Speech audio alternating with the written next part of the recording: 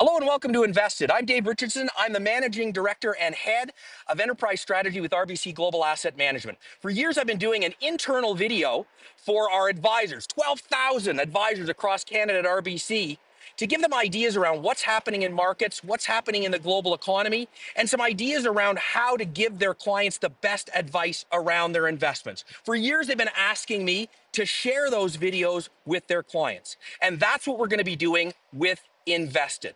When Canadians look at the world today and their decisions around their investments, their future, they're concerned. They see things going on that they haven't seen before. What we're going to do with InvestED is we're going to bring you experts from across RBC Global Asset Management, Canada's largest investment manager at Canada's largest bank, to give you ideas about what's happening, help you understand the world around you so you can make better decisions. The best decisions around investing are not made when there's emotion behind it.